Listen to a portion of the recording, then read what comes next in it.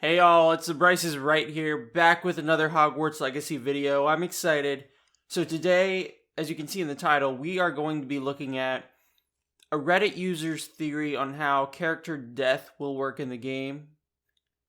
So let's go dive right into that and take a look. So in the subreddit, Harry Potter game, The Dark Knight 6789 says, there will be two types of deaths for your character when you run out of HP. Or thinks there will be. This is all speculation from him. It's not a leak or really anything. But I find it really interesting. The first type of death could happen when you're anywhere on the Hogwarts grounds. Let's say you lose a duel, fall off the Ravenclaw Tower, or get attacked by a magical beast and lose all of your HP. And says, if you're on Hogwarts property, I believe the screen will go black after your death, and your character will wake up in the hospital wing with a few hours of in-game time having passed. This is a pretty neat idea, and I would think it'd be really cool if it was implemented into the game rather than just respawning at the nearest checkpoint. Similar to how GTA 5 does it when you're wasted and then you wake up near you're exiting a hospital. So that's a really cool idea that the Dark Knight 6789 has. I think that would just add a next level of immersion. Great idea you have, and I would love to see that actually happen. And yeah, the in-game explanation would simply be you get knocked out from whatever you were doing and a student or facility member found you and brought you to the hospital wing. With this, maybe they could import a system where if you constantly die, it could lead to losing house points and detention. That's something, I don't know how I feel about losing house points and detention. I guess maybe losing house points, because that just forces you to get better at the game and better with combat and just not take as many risks, you know? I don't know. And then the Dark Knight goes on to say, the second type of death, I believe, is when you're out in Hogsmeade, wizarding villages, or dungeons. If you lose all your HP during a fight with dark wizards and goblins, there will be an animation of them performing a finishing blow. Dark wizards could use the killing curse on you before the screen goes black, and you need to reload a checkpoint. That's interesting. Yes, during missions, you shouldn't have to end up in the hospital wing. Very similar to GTA. Very similar. During a mission, you respawn at the nearest checkpoint, and in free roam, you end up at the hospital. And the first comment that I'm seeing here is from Alexis Koval. I think if you fall off the Ravenclaw Tower, some of the characters might question the Sorting Hat's decision. Oh. And saying, not so smart falling off the Ravenclaw Tower. Unless you're a Gryffindor sneaking around. I am the Gryffindor sneaking around. Or you jump off trying to do a cool wizard vine about starting your broom midair and failing. Yeah. Vine is so outdated. Yeah, guys. Oh, man. Alright, let's see. Import a system where if you constantly die, it could lead to losing house points and detention. You need to sort out your priorities. Or worse, we could be expelled. Yeah. And then this next Reddit user says, I think you're overthinking it. It will be like every other game and you'll respond at your most recent save point. And that wouldn't really be the worst thing if that happened, but I do think the hospital idea is really neat. Then Olives and Cheese says, have you played story games before? They usually try to implement dying into the story. Like the hospital wing, which is pretty prominent in the books, is quite a reasonable assumption. Which I am completely on board with, and I quite agree with. I think that might actually happen. Because, why not have... it's a Harry Potter game. Why not use a hospital wing? And then Fluxaboo goes on, talks about, unless death is central part of the narrative, dying during mission literally doesn't matter. Yeah, basically, yeah. Gameplay isn't always equal to narrative. This is all about immersion, not about incorporating death in the narrative. I think the immersion part would be incorporating, well, not death in the narrative, but more so death, or, well, whatever happens, fainting, getting knocked out, getting defeated, ending up in the hospital wing. That would add to immersion.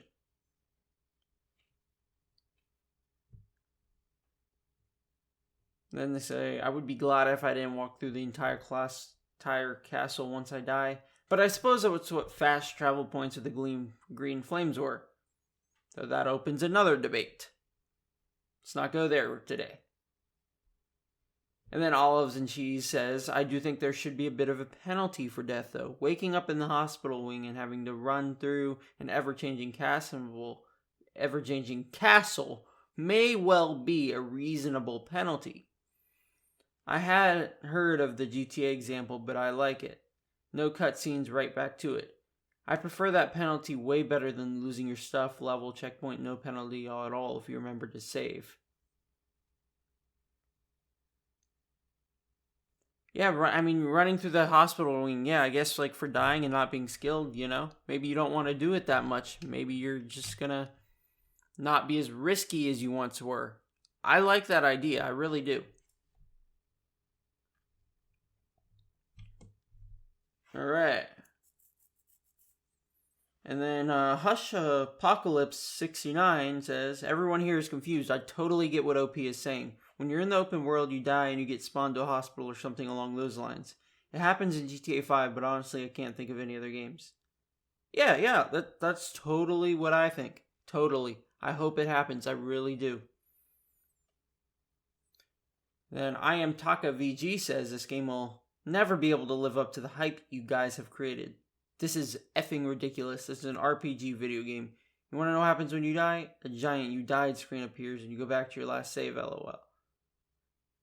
A privileged person says that's exactly what a Slytherin would say. Yeah, man.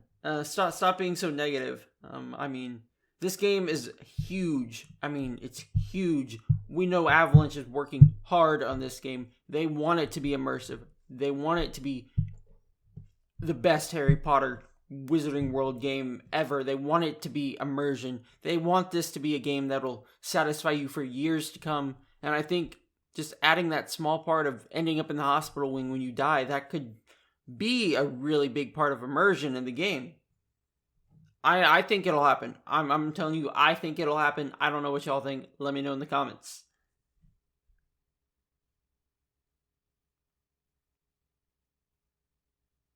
Oh, dang. They say that it's from the studio whose biggest game was Disney Infinity. Ooh, that's something to think about. I haven't played that, but I know it's not the best. Yeah, that's definitely something to think about. And then Snozbear says, I also think people should temper their expectations, but the Disney Infinity thing is a bit unfair. It's an entirely new team, and we've seen in-game content compared to something like Cyberpunk, where we got no real in-game content and mostly cinematics. It's okay to be excited about things. Yes, because Hogwarts Legacy, it looks nothing like Disney Infinity.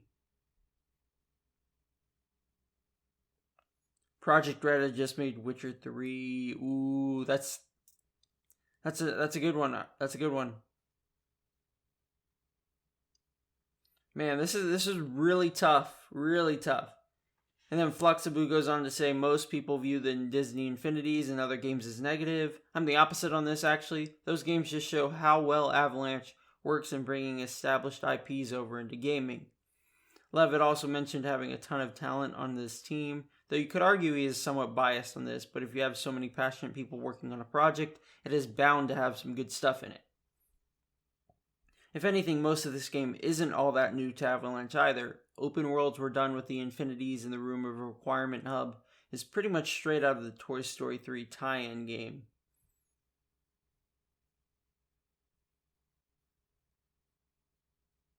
Oh. Did Avalanche make Toy Story 3? Woo! The game? Wow. You know, I might have to play Toy Story 3 on the channel, honestly. I love that game. It's such a fun game. It's a blast. Both the PS2 and PS3 version. And playing as Zurg, that is epic. Okay, yeah, I might have to do that on the channel. Let me know what you guys think. And then he says, I've grown a bit distrustful of trailers, but this honestly didn't look scripted and felt real. I'm over the moon if the final project is just like 10% of what was shown in the trailer. That's how low I've set my expectations for the game, not because of the studio's history, but mainly due to recent releases, which went not as expected. Understandable, temper your expectations, definitely. Olives and Cheese says, has no one in this sub played anything besides Mario Kart and Dark Souls? Incorporating death into the story is a huge proponent of story/narrative-driven games. Granted, I'm not sure how deeply they're going to go into the immersion aspect as opposed to the ARPG aspect, but since a lot of people are hoping for an immersive game, I think OP's post is a perfectly reasonable assumption. Then Ikasin says, please explain to me how death is a huge proponent of the story and narrative in God of War, Zelda, Breath of the Wild, Horizon Zero Dawn / Forbidden West, The Last of Us, Uncharted 1 through 4. Man, bro. People want too much.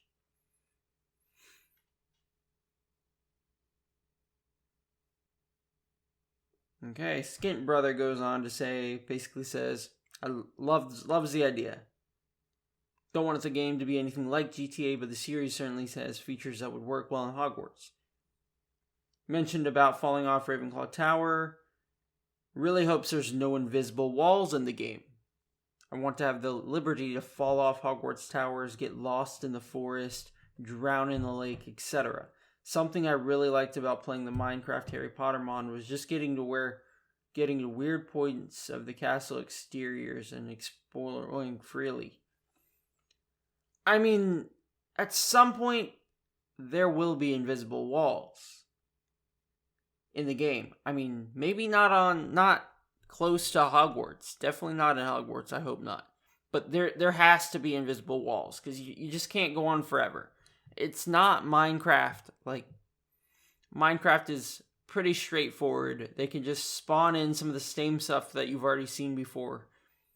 This, I mean, it just wouldn't make sense, you know? I mean, I guess you could have a never-ending Forbidden Forest, I guess.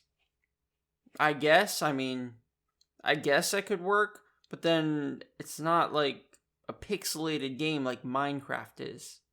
So, you know, that'd be a lot to load, and I just don't know if it could do it in time. Even with the next-gen consoles and the SSD. Alright, anything noteworthy here? I wonder if this will be a health bar or without. Based on the trailer, there isn't, but the game could change before its release.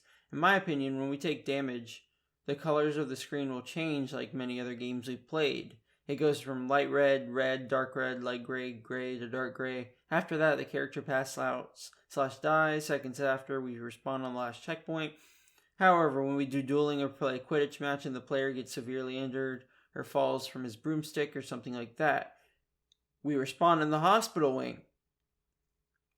Hey, I'm not opposed to that either. Hey, that's a great idea too. Maybe just Quidditch matches and dueling. Because, I mean, free roam, if you just die in free roam, if you're trying to collect like a crest or something, I assume there will be crests in the games, whatever, a collectible, and you jump and you miss the jump by just a bit, I feel like that would suck if you had to go all the way back. So, you know, that might be a better idea, Geraltz says. Great idea, Geraltz. I'm right with you there.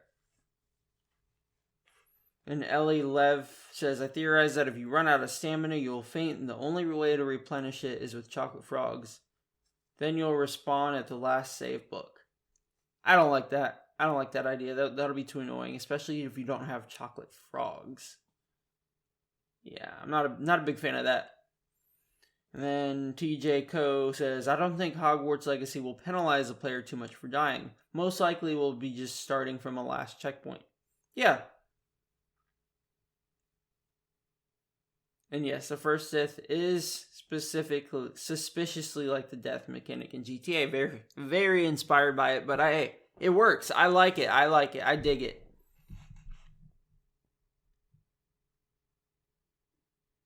And then Petruso says, it never ceases to amaze me how quickly wishes become expectations. I guess it will be either going back to your last save game, a place close to it, or a respawn place such as a hospital. But there won't be different kinds of death or different things happening depending on when and how you die. That is almost certain. Yeah, definitely. And last comment.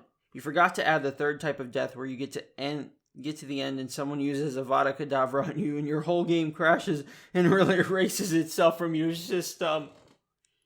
Yo, no. Oh man, that would suck.